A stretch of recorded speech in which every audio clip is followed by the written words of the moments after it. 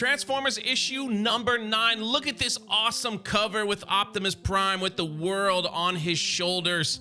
Quick recap.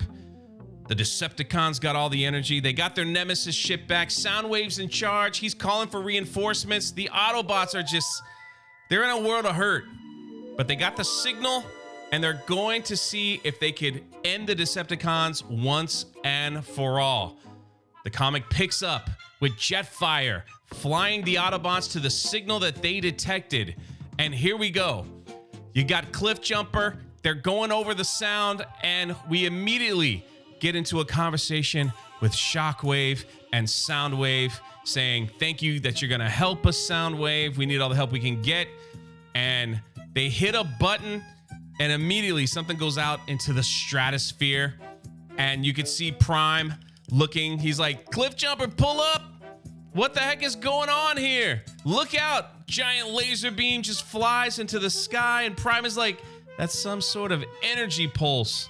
I don't know. We just got to go after them and see what's up. Jetfire gets hit because he can't see. Remember, Cliffjumper's flying him. He can't transform, and crash lands into the little island, which is right next to the Nemesis.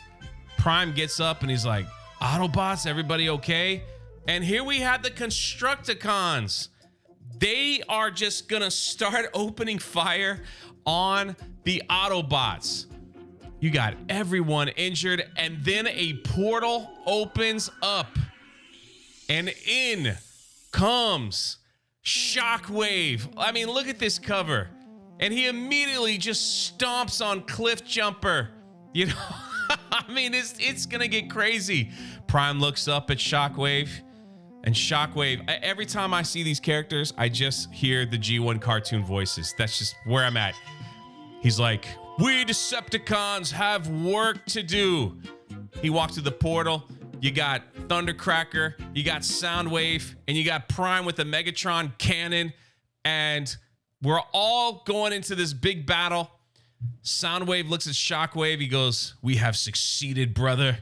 Indeed, he transforms into his gun. Not only can Megatron transform into a gun, right? Shockwave also transforms into a powerful hand cannon. And Soundwave's like, let's be done with this foolishness. He just wants to get to work.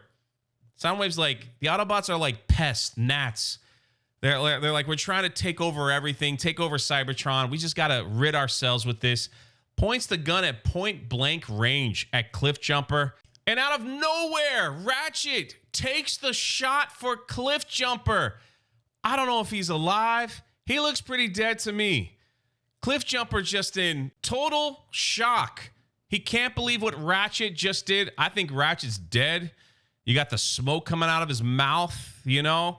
And then Shockwave, he's laughing. And he's like, let's just end this. And in comes Optimus Prime with the kick to the face. Screams no. Look at that face. He's ready to take them all on himself. Shockwave gets kicked out of Soundwave's hand and transformed. You got Prime looking down at Ratchet. And here we have it. Shockwave versus Optimus Prime. They have a little conversation.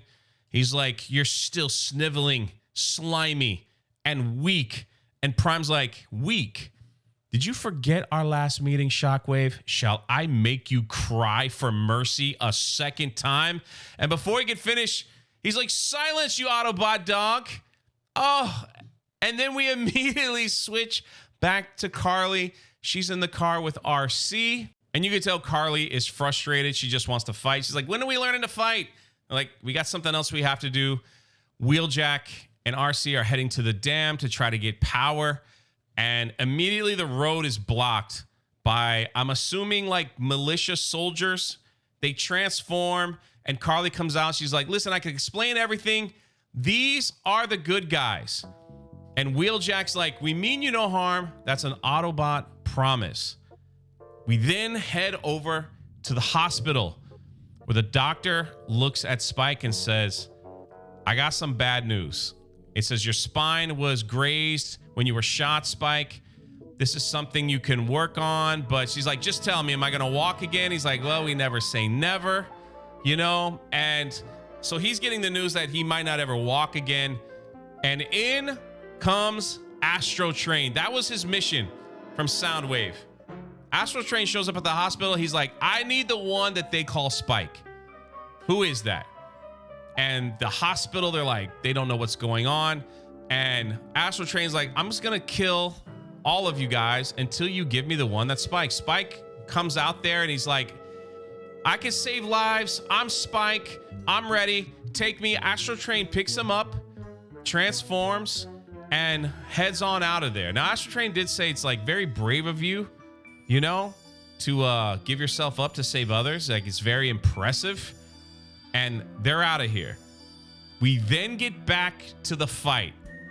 You've got Optimus Prime taking on what looks like all the Decepticons. There's Jazz in the back. He's like, hang on, Optimus.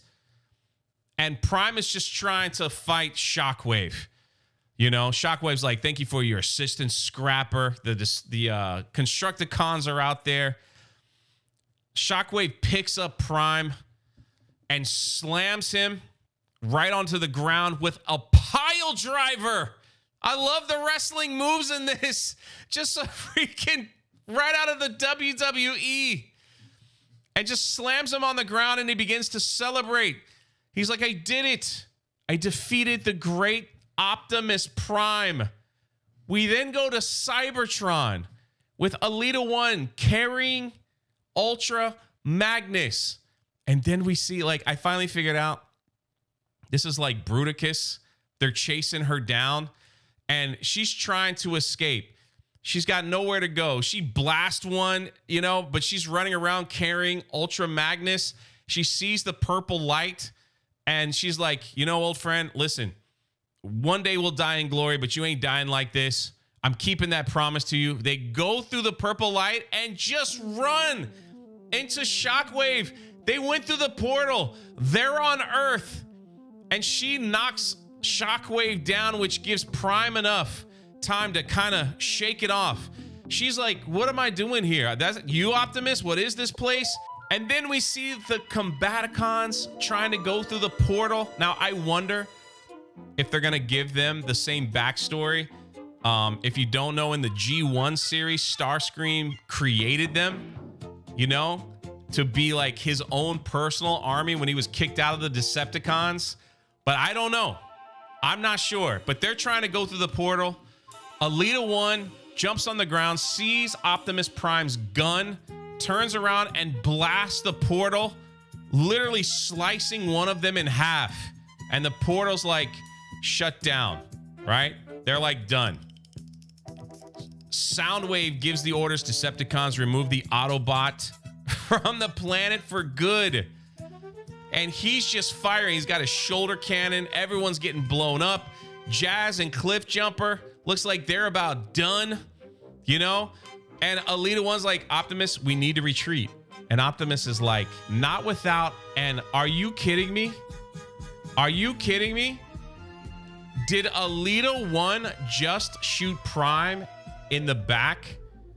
And she's like, they're gone. We have to go. Now, I gotta be honest, I have never liked Elita 1, that character. She has always been faithful to Ultra Magnus. I feel like she always wanted Ultra Magnus to be the leader, not Prime. She's never really liked Prime. I'm not sure if that's going to be shown in this comic series, but the fact that she shot him in the back, which I believe that's where it came from, just proves like I can't stand this character. But that is why that character is important, because it's just the different dynamics of the story. So as much as I can't stand, and you might love Elita 1, as much as I can't stand her as a character, she's important to pull those emotions out in the story, right? To kind of figure all that stuff out. That being said, I hope I explained myself. But she yells at Optimus and she's like, transform and roll out. We got Ultra Magnus, who's like in pieces. Optimus Prime is heading out with Elita 1. She's just shooting them to make a retreat.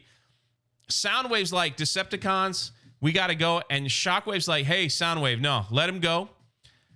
Let's focus on the two that are alive, Jazz and Cliff Jumper.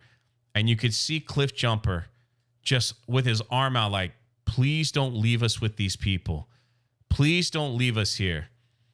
And Shockwave, probably the most evil of the Decepticons, is just talking over the Autobots. Basically, Cliff Jumper, Jazz looks like he can't understand. He's like, I want to do some experiments on them.